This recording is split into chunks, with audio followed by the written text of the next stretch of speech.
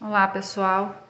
Então vamos para mais uma aula, né, de química referente ao terceiro bimestre, né? E nessa aula a gente vai falar sobre a velocidade das reações, né?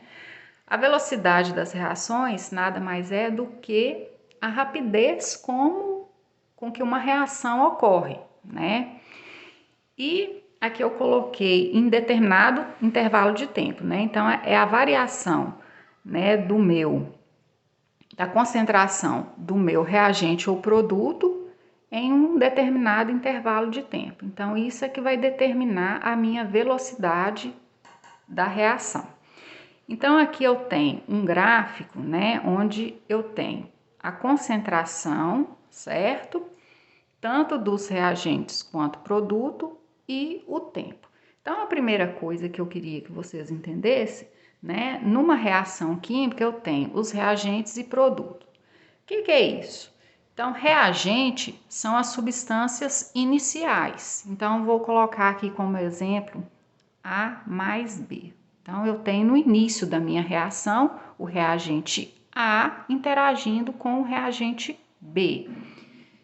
E, né, eu vou ter a formação dos meus produtos, né? É o resultado dessa interação do reagente A e B. Então, A mais B formando C mais D, por exemplo. Então, aqui, né, no início, as substâncias iniciais são os reagentes. E no final, eu tenho os meus produtos, que é o resultado da interação entre os reagentes. Então, olha só, no gráfico, né, eu tenho aqui essa linha azul, certo? Representando os reagentes. Então, no início da minha reação, o que eu tenho com a concentração, com a quantidade de reagente? Eu tenho um nível muito maior, certo? De reagente. Então, no início da reação, eu vou ter uma quantidade de reagente bem maior, né, do que no final da reação. À medida que o tempo vai passando, o que acontece com a linha azul? Ela vai caindo. Então, o que eu posso interpretar? Que durante o tempo da minha reação, os reagentes vão sendo consumidos, né, para formar o que? Os produtos, né? Então, olha só, no início da reação eu tenho nada de produto, né? Mas à medida que o tempo vai passando, os produtos vão sendo formados, certo? Então, o que eu observo aqui no finalzinho aqui?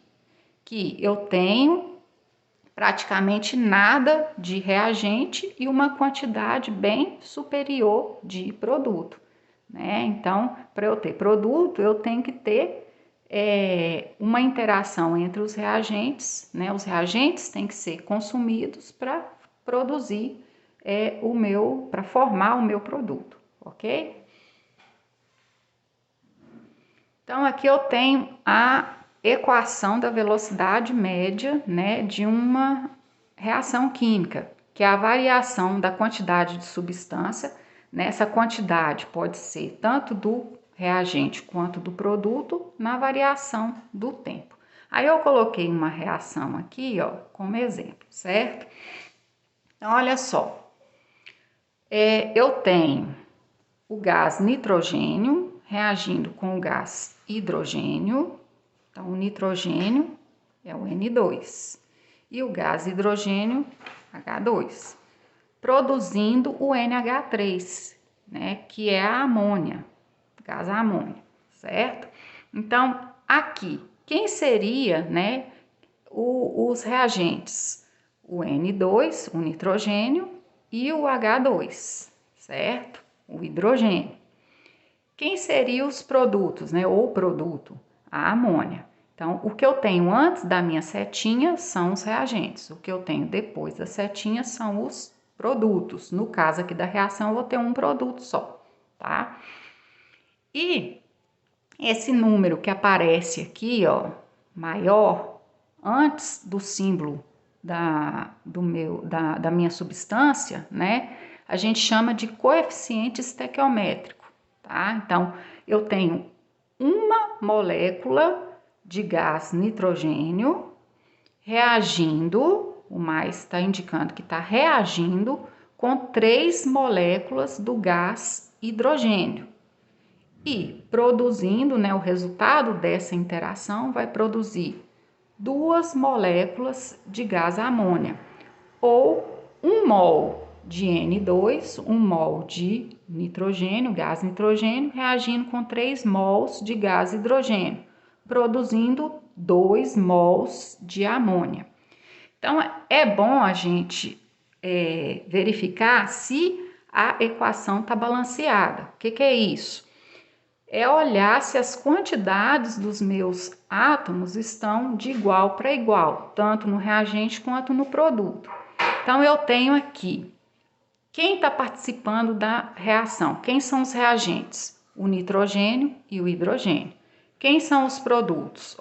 Nitrogênio e hidrogênio. Então, os elementos químicos estão bacana aí, tá tudo certo. Agora, as quantidades. Olha só, antes da setinha. O nitrogênio. Esse número pequenininho que aparece aqui, no nitrogênio, no hidrogênio aqui, o 2, e na amônia, esse 3 aqui, indica o índice. Então, esse número maior é coeficiente estequiométrico, certo? E esse número pequenininho é o índice. Para a gente verificar se a quantidade dos átomos estão balanceadas, está tudo igual, a gente tem que multiplicar o coeficiente pelo índice. Então, vamos ver a quantidade de nitrogênio. Eu pego esse 1 aqui, que é o meu coeficiente, e multiplico por 2. Então, 1 vezes 2, 2. Então, eu tenho 2 átomos de nitrogênio, certo? Então, reagindo com quantos átomos de hidrogênio?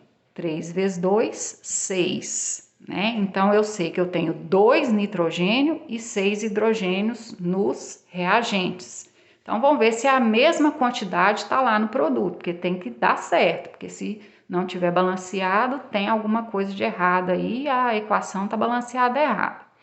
Então, nitrogênio, não tem o número 1 aqui, mas eu sei que ele está escondido.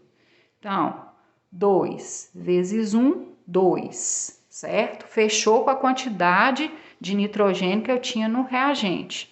E hidrogênio, 2 vezes 3, 6. 6 hidrogênios. Fechou a quantidade que eu tinha de hidrogênio no reagente. Então, a equação está balanceada, tá? Então, é isso que está explicando na equação química genérica, né? O que eu tenho aqui? A mais B, que são os meus reagentes. Quem seria os meus reagentes aqui nessa reação? N2H2. Formando, os meus produtos aqui, C mais D. No caso aqui eu tive a formação de um produto só, que é o NH3, certo? Essas letrinhas aqui minúsculas, e de vermelho são os coeficientes estequiométricos, Então, eu sei que aqui na minha reação que eu dei de exemplo, o meu coeficiente estequiométrico do nitrogênio é 1, do hidrogênio é 3 e da amônia é 2, certo? E a lei da velocidade da cinética, Então, V, velocidade ou rapidez da reação. K seria uma constante da velocidade, mas essa constante tem que depender, da reação e da temperatura, e a concentração dos reagentes e a ordem de reação. Então, eu vou pegar aqui, esse exemplo que eu dei para vocês para aplicar na lei cinética. Então, seria velocidade é igual a constante K vezes qual que seria a concentração, do meu reagente A aqui nessa reação? Qual seria o meu reagente A? O N2. Então, N2. Qual que seria o coeficiente estequiométrico do meu reagente A? Que no caso é o N2. 1. Então, isso aqui, N2 elevado a 1.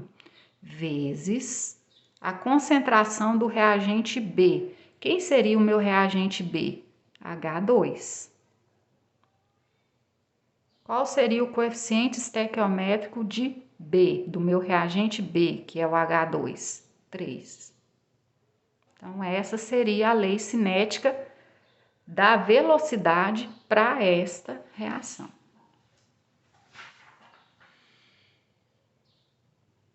E as reações químicas, elas podem ter diferentes velocidades, né? Então, elas podem ser rápidas, né, como a queima do gás de cozinha. Elas podem ser moderadas, né, que elas, né, o tempo vai ser um pouquinho maior para acontecer. Um exemplo é a queima do papel. E uma reação lenta, aí eu coloquei como exemplo a formação do petróleo, que demora séculos para acontecer, né? E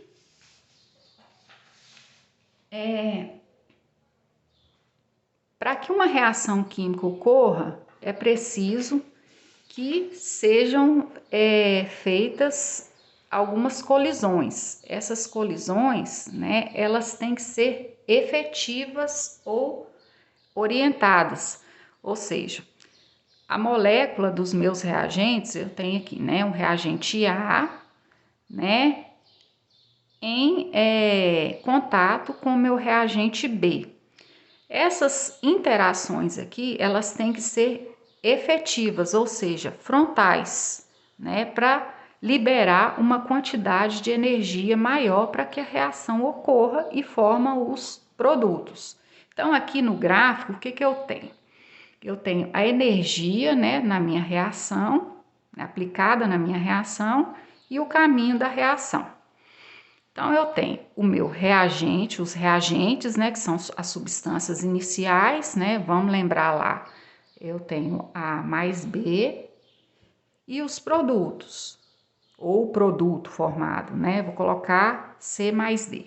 Então, para que C mais D seja formado, eu tenho que ter uma energia entre esses reagentes aqui, né, para a reação acontecer, porque se não tiver essa interação e essa energia liberada aqui entre A mais B, a reação não ocorre, né? Então, quando essa energia, né, ela é liberada, a formação do complexo ativado, que é o ponto aqui lá em cima dessa voltinha, tá, que eu tenho no gráfico. E a energia de ativação é a energia necessária para que a reação ocorra, tá? Então, a energia de ativação simplesmente é a energia para que a reação ocorra, a energia suficiente para que haja essa reação. E essa energia é liberada através da colisão efetiva entre os reagentes no início da reação. Se não tiver essa colisão efetiva, a reação não acontece. E os fatores que influenciam na velocidade das reações, né, são a concentração dos reagentes, a superfície de contato, a pressão, temperatura e os catalisadores. Então, olha só, quanto maior a concentração, quanto mais reagente eu tiver numa reação, a reação vai acontecer mais rápida, certo? A superfície de contato vai ser a interação entre os reagentes. Quanto maior for a interação, quanto maior for a superfície de contato entre esses reagentes, né, quanto mais eles se interagirem, a velocidade também da reação vai ser mais rápida. E quanto maior a pressão e a temperatura também, né, tiver numa reação, né, acontecendo numa reação, mais rápido a velocidade da reação será, né, mais rápido a reação vai acontecer. E os catalisadores. O uso de catalisador, ele vai acelerar a velocidade de uma reação. Aí eu coloquei um gráfico para poder explicar, para demonstrar, né, uma reação com catalisador e sem catalisador. Então, no início da reação eu vou ter os reagentes e no final aqui os produtos, certo? Então, quando eu tenho aqui o meu complexo ativado em vermelho, a minha energia de ativação aqui, ó, ela demora mais para ser formada. Então, aqui eu observo que a reação, ela está ocorrendo sem o catalisador. Então, ela vai demorar mais para acontecer. Ela vai ser mais lenta, certo? E com o uso do catalisador, a minha liberação de energia de ativação aqui, ela vai ser mais rápida. Então, a reação com o catalisador que está em azul aqui, ó, vai ser mais rápida.